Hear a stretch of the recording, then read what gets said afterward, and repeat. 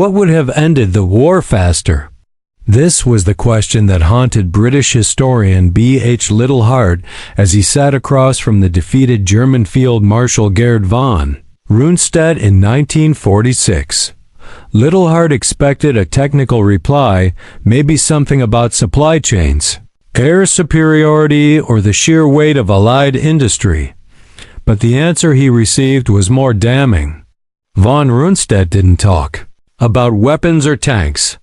He spoke of a moment, one brief opening that changed the fate of tens of thousands. September 1944. Europe was a continent in ruins and the German army in the West was shattered.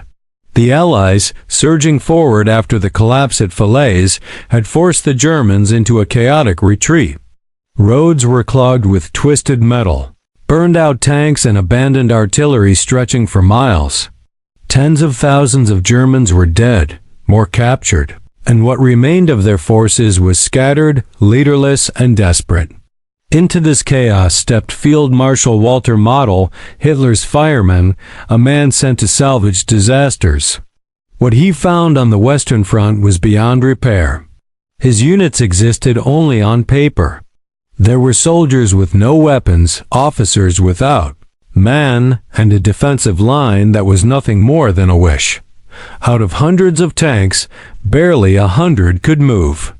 The rest sat, empty and silent, their fuel tanks bone dry. Allied intelligence saw the truth. Germany's western defenses were a mirage.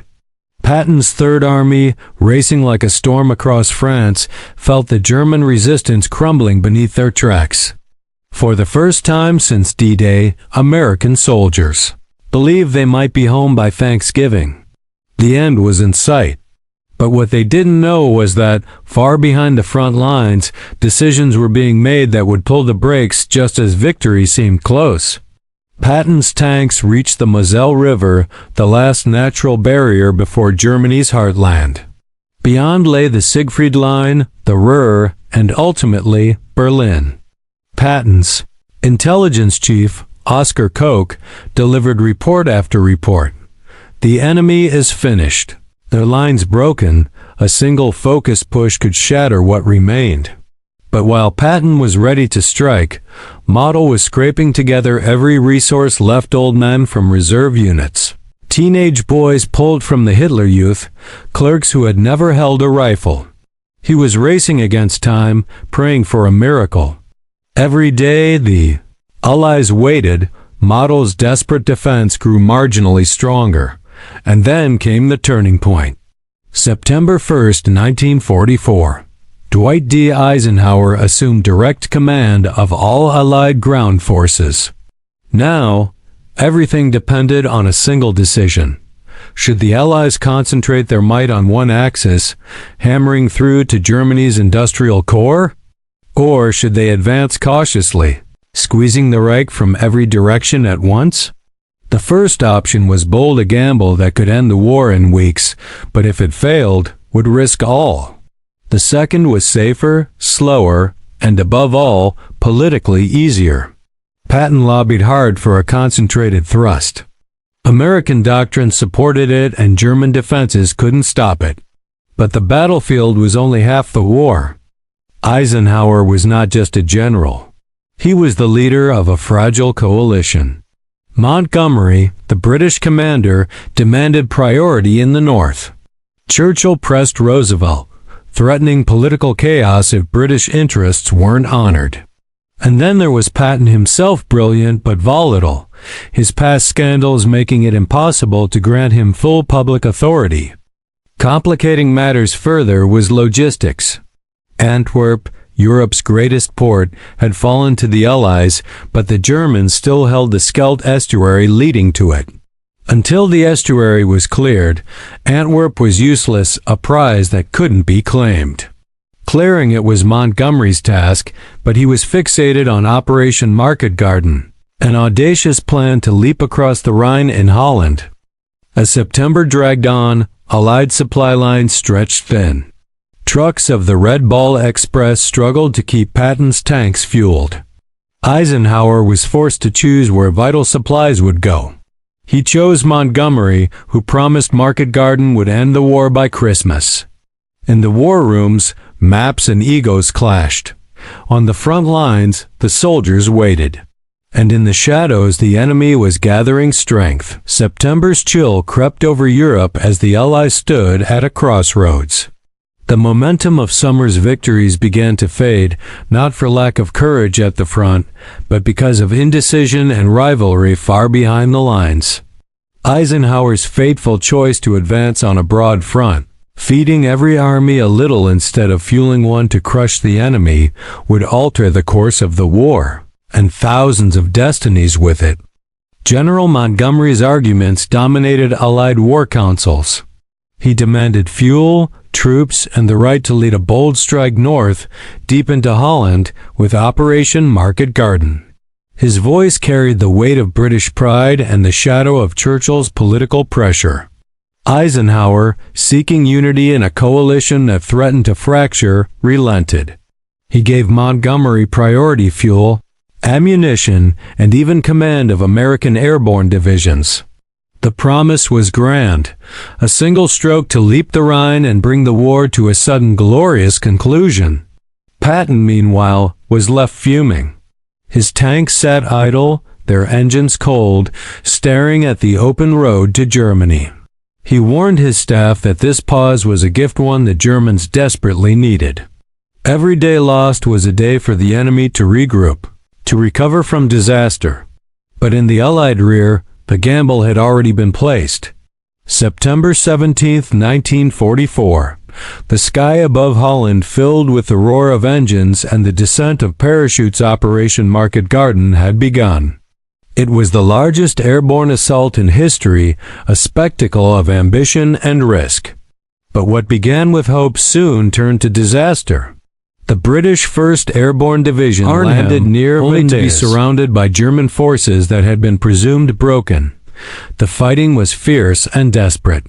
Radio silence and encirclement isolated the paratroopers, and relief never arrived.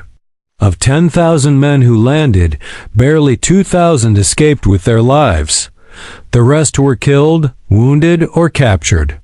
In total, Allied casualties soared above 17,000. The Rhine remained uncrossed.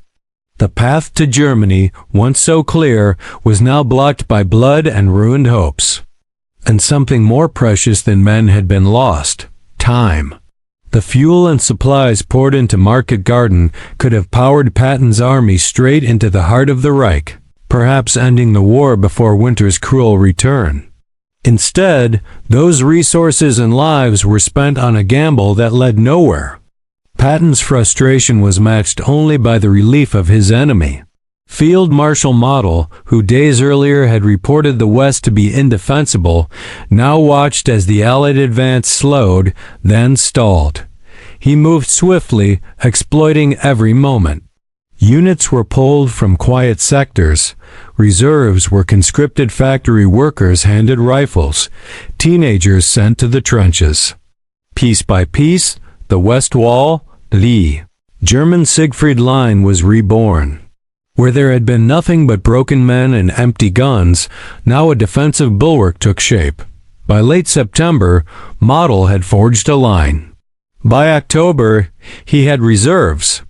By November, he was plotting Germany's last hope, a counteroffensive meant to shatter Allied confidence and buy yet more time: 6 weeks. That's what the Allies had given him. 6 weeks to turn defeat into a fighting chance.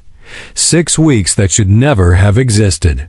But the true tragedy was not in the enemy's recovery, nor even in the failed ambitions of Market Garden. It was in the silent calculus of lives lost needlessly. Every day the Allies delayed, another letter was dispatched to a grieving family, another grave dug in the cold European earth. The door to Berlin, once wide open, was now barricaded with Allied compromise and German desperation. And in the quiet after Market Garden's collapse, the Allies faced a haunting truth. Their enemy, beaten and broken in early September, was now on his feet again, defiant, resourceful, and ready for one last throw of the dice. The price of hesitation would soon be paid in blood. As winter approached, a question lingered in the minds of generals and soldiers alike. Had they missed their chance to end the war? The answer was waiting in the shadows, where the enemy rebuilt his strength, biding his time, watching as the Allies turned opportunity into uncertainty. Once full of unstoppable energy, were now bogged down in a grinding, relentless campaign. The window for a swift victory had closed. Every day that passed allowed the Germans to harden their defenses and reclaim their confidence. The shadow of missed opportunity loomed over every operation, turning what could have been a sprint into a brutal marathon. In the forests of the West, American troops found themselves thrust into a nightmare. The Hurtgen forest, dense, dark, and deadly, became a symbol of this new phase of the war. There was no grand strategy here, no open roads or dashing advances, only slogging through mud and trees, fighting for every yard against an enemy who should have been defeated months earlier. The price was staggering: 33,000 American casualties, lives lost and futures erased in battles for ground that, by all rights, should have been far behind the lines. The Siegfried Line, which had been virtually unmanned in September, now bristled with fortifications, mines, and determined soldiers. Assault after assault was launched, each met with fierce resistance. The Allies paid in blood for every mile, every bunker, every pillbox. The sense of futility was inescapable. Soldiers whispered that they were fighting for ground that could have been taken without a shot if only the decision-makers had acted with urgency when the enemy was weakest. Meanwhile, in comfortable interrogation rooms, German generals began to share their version of events. Their testimonies, collected by Little Hart, painted a chilling picture. The opportunity to end the war in 1944 had been real, and the Allies had missed it not through lack of courage, but through political compromise and divided command. Rundstedt, Model, Blumentritt, von Manteuffel all echoed the same verdict. The Allied command had been given a golden chance, and by failing to concentrate their strength for a decisive blow, they had allowed Germany to fight on. But the consequences of that fateful choice were not merely strategic, they were deeply personal. As winter set in, Allied soldiers shivered in foxholes, frostbitten and exhausted, wondering why the war still raged. Letters home became more somber, filled with questions no one could answer. Why were they still here? Why did the enemy seem so resilient? Why did the promised end keep slipping further away? And then, as December dawned, the Germans struck back with a vengeance. On the morning of the 16th, under the cover of snow and fog, Model unleashed Germany's last great gamble, the Ardennes offensive. The Battle of the Bulge ripped through thin Allied lines, catching everyone by surprise. In just days, chaos and confusion reigned. Entire divisions were overrun, thousands of men captured, 80,000 Americans killed, wounded, or missing in just 6 weeks. The largest mass surrender of American troops in the European theater occurred as the 106th Infantry Division was surrounded and forced to lay down arms. This was the counterattack that Model had spent those 6 weeks preparing. It was the direct result of the time the Allies had given him, the time bought by hesitation, indecision, and politics. The Germans didn't pretend the Bulge would win the war, but they knew it was only possible because the Allies had allowed them to regroup. While generals debated coalition strategy at Shaif headquarters, young soldiers paid the price in the frozen woods of the Ardennes. Every compromise in the name of unity, every argument over resources, had a cost measured in blood and suffering. The tragedy was as much political as it was military. The Germans understood the Allies' divisions better than the Allies did themselves. One German officer, under interrogation, summed it up. The Allies were fighting 2 wars, one against Germany and one among themselves. Germany only needed to survive the second long enough to recover for the first. Every time Montgomery and Patton clashed, Germany gained another day. Every time Eisenhower chose coalition harmony over military necessity, the German defense grew stronger. By the end of that winter, the Allies had clawed their way back, pushing the Germans out of the Ardennes. But the price was immense, and the sense of loss of lives and of opportunity was impossible to ignore. The war would go on, but for many, the dream of ending it quickly had become a bitter memory, burying 1940 in sorrow. The bitter winter finally loosened its grip. But for thousands, the wounds of a prolonged war would never heal. The Allies, battered by attrition and haunted by what could have been, pressed on, pushing the Germans back at a cost that seemed more tragic with every liberated town and every fresh grave on foreign soil. In the aftermath, as German generals sat in captivity, the true cost of Allied decisions became clear, not just in destroyed cities or lost battles, but in the silent verdict of those who had fought and lost.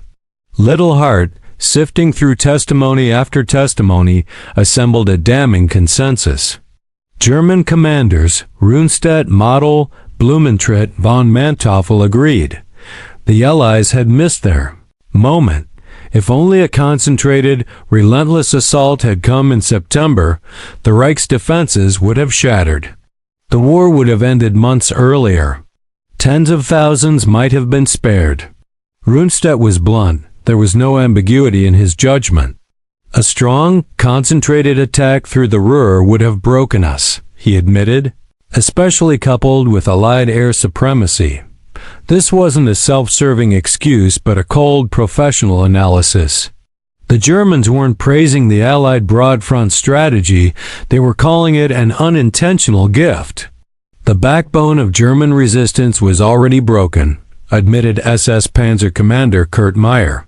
We were only waiting for the Allies to realize it.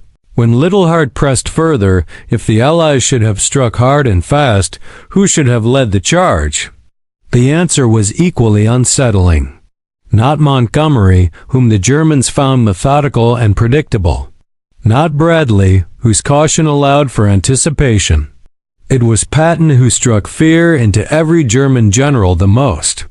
His aggression, speed, and instinct for relentless pressure were everything the German army dreaded. They called it the American way of war, and it was, ironically, exactly what Allied politics had denied. Once that brief window closed, the Allies were condemned to months of bitter, unnecessary fighting. The battles for the Hürtgen Forest, the bloody assaults on the Siegfried Line, the desperation of the Ardennes, all these were consequences of a decision made not on the front lines, but in the tangled web of coalition politics. Every casualty list, every telegram home, bore silent witness to what hesitation had cost. Even as the Third Reich collapsed, the Germans' final offensive planned and prepared during those fateful 6 weeks reminded everyone that the enemy's survival had been a result of Allied decisions as much as German resilience. The Battle of the Bulge, though ultimately doomed, was made possible only by the time Allied caution had bought the enemy. In the quiet after victory, historians began to debate. Was a concentrated thrust even possible? Could logistics and supply lines have kept up? Or was the broad front, for all its cost, the only way to hold the coalition together? These were questions with no easy answers, but the German perspective remained chillingly clear. Model, who had seen his army on the verge of collapse, insisted, "A concentrated attack would have broken us. The Siegfried Line was empty. We could not have stopped it." The final, unspoken tragedy was this. The enemies America sought to defeat understood Allied leadership better than the Allies themselves. German generals saw that Eisenhower's greatest strength, his skill at coalition management, was also the reason the war dragged on. Political necessity had trumped military opportunity. The commander who could have ended the war fastest was never given the chance. As Europe rebuilt, the headstones of those lost in the final months stood as silent testimony to decisions made far from the battlefield.